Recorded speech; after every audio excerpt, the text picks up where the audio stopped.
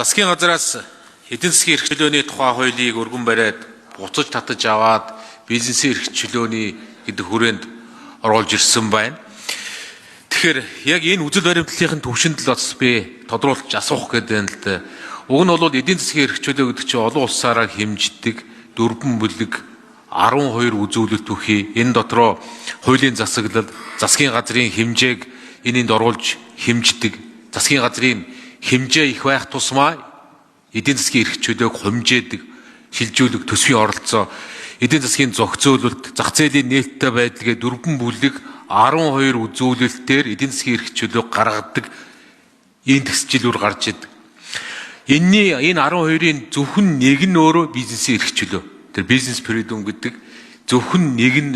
Гэтэл яагаад та нар эдийн засгийн эрх чөлөө гэдэг агуулгын хүрээнд хуулийн төсөл өргөн бариад буцаж татаж аваад тэгээд зөвхөн 12-ны 1 болгож оруулж ирэхдээ яг үндсэн агуулгаасаа шууд хамаарахгүй юу зөвшөөрлийн тухай хуулийг тэр хуульд оруулах нэмэлт өөрчлөлтүүд зөвшөөрлийн тухай хуульд л оруулаад асуултыг зохицуулах байдал бизнесийн эрх чөлөө гэдэг нэрэн дор өөр хуулиудыг баахан хууль тэр хуулиудад зөвшөөрлийг цуцалж байгаа, багасгаж байгаа, дарамтыг бууруулж байгааг бол дэмжиж байна. Гэхдээ яг энэ агуулгын хүрээнд яагаад ингэ хэлбэр тал руу явчваа. Хэлбэр тал руу ингэж явчваад. Яг одоо үндсэндээ бидний хувьд эдийн засгийн эрх чөлөө гэдэг чинь яг тэр олон улсын арга аргачлалаар нь тэр багц бүрэлдэхүүнээр нь үзжээж эн чинь олон улстай харьцуулах боломж бололцоо. Дахиад дээрээс нь бид нар асуудал жинхнээсээ хандах өмчийн эрхийн тухай энэ эдийн засгийн эрх чөлөөнд өмчийн эрх хэрхэн хамгаалагдаж байна. Өмчийн эрхийг хэрхэн яаж Монгол улс хуулиар хэрхэн энэ бизнесийн эрх чөлөө, эдийн засгийн эрх чөлөөний тухай хуулиар хэрхэн яаж хамгаалах юм.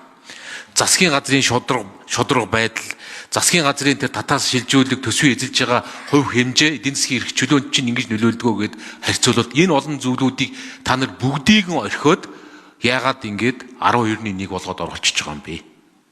Үндсэндээ ингэж ийм ухралт хийчихэж байгаа юм бэ?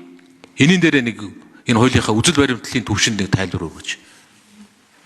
За эдийн засгийн шинжилгээ ухаан өөрөө хязгаарлагдмал нөөцөөр хязгааргүй хэрэгцээг хангахын маш өргөн хүрээний ойлголт шүү дээ. Нийгмийн бүхий л харилцааг зохицуулах болж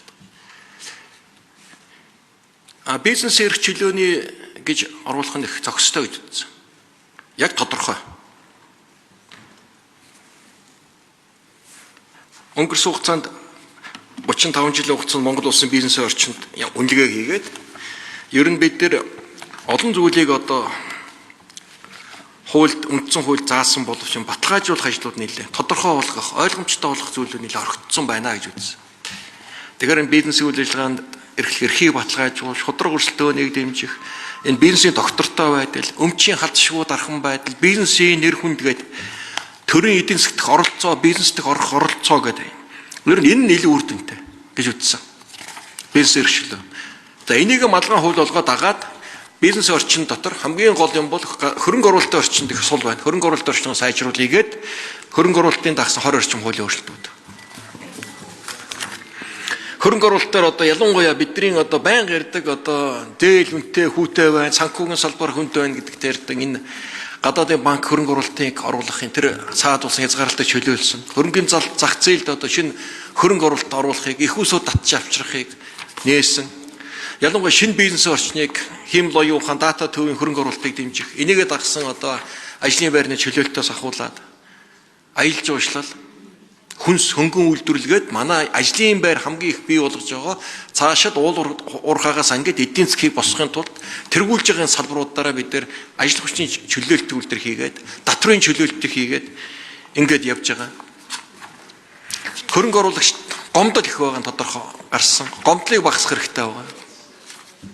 Үнэхээр бидэнд бас тодорхойгүй олон зүйлүүд. Хууль шүүхийн байгууллага, төрийн захиргааны байгууллага, орон нутгийн байгууллага энэ яам агентлагтай холбоотой байна. Олон зүйлүүд тодорхойгүй, ойлгомжгүй, давхардсан, уялдаагүй зүйлүүд байсан.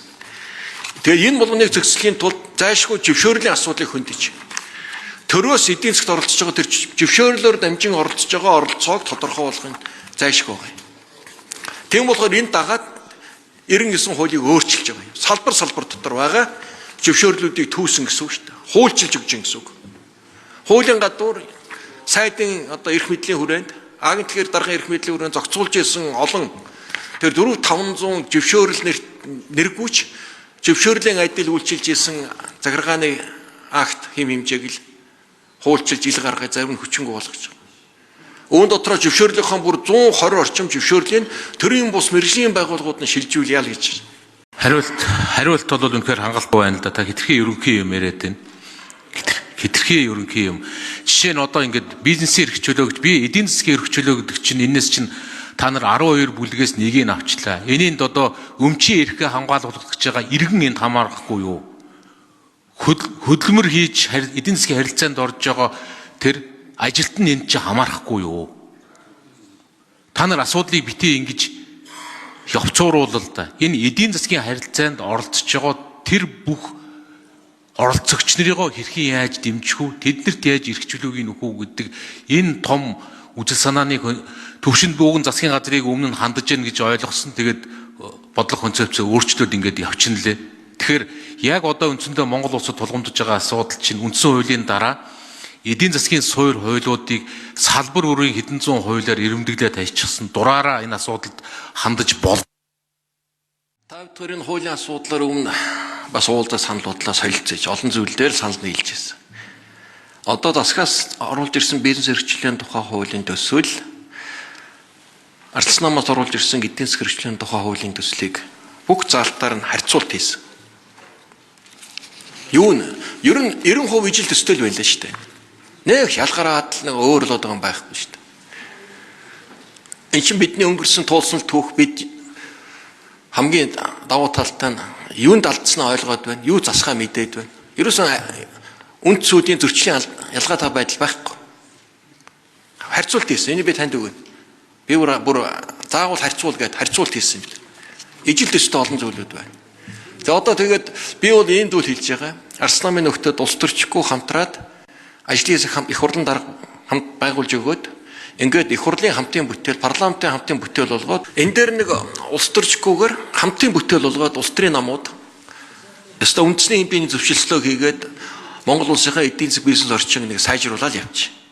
Арслан намын одоо энэ дээр ажилласан одоо жаргалан гишүүнс ахуулаад таны хуулийн төслөгээд олон гишүүд орсон шүү дээ. Хүн намынхын идэвхтэй орсон. Үндэсний эрхлийнхэн идэвхтэй оролцохоосон. Иргэний зэрэг ногоон намын гишүүд оролцохоосон. Ингээд их хурлын дарга ажлын хэсэг байгуулж өгөөд бүгдээрээ энийгээ хийгээд улсын их баяр наадмыг хамтраад гаргачихъя. Тэгэхгүй зогтгөрөл дарга ингээд хэд өгөөсгөх туушрах юмнаас аль зайлсхийгээрээ. Энэ бол Монголын нийгэм бизнес эрхлэгчид бүгд л одоо хүлээж байгаа ийм асуудал шүү дээ. Ялангуяа тэгэл маргаат байвал зөндөөл юм бол өмч гэж үе өмч ирэх иргэний байна уу бизнесийн байна ч ялгаа авахгүй л бизнесийн л зохицуулт шүү дээ. Иргэний хөдөлмөрийн асуудал ярина. Мөн л адилхан бизнест хамаарна. Ингээд яриад бол төгсөшгүй юм болно. Тэгэхээр бүгдээрээ энийг яг ажлын хэсгээр хамтраад